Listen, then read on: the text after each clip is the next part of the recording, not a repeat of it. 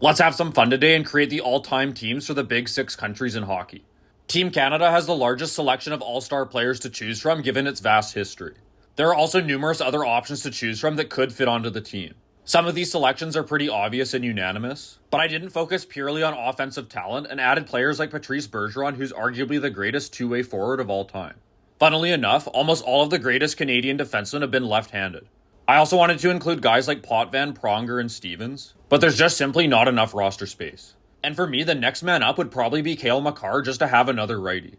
Canada also has arguably three of the four best goaltenders of all time, making them by far the best all-around team. In my opinion, Team USA has never been stronger at hockey than they are today.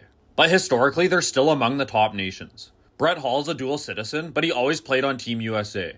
Their talent in their forward group is pretty evenly distributed from line to line. And that fourth line would be a very good checking line, with Matt Tkachuk playing with his dad Keith. I would say the defense is definitely the strongest point of this team, and their goaltending is also very good, although probably not to the same level as most of the other countries. When it comes to the defense and goaltending for Team Sweden, they're very top-heavy.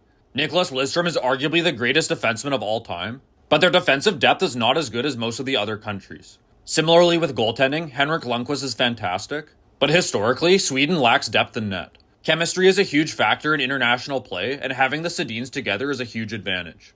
Even though there's more talent available, I added Michael Backlund for his elite penalty killing.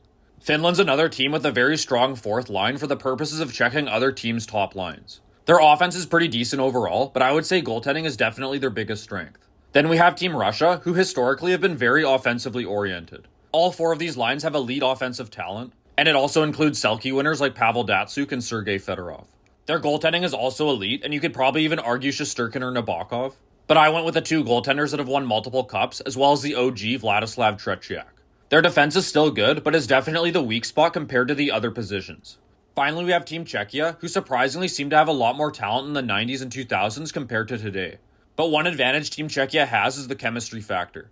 As both Nedved and Lang have experience playing with Jágr, Krejci and Pastrnak played together, and the entire third line won a cup together in 2000 with the Devils.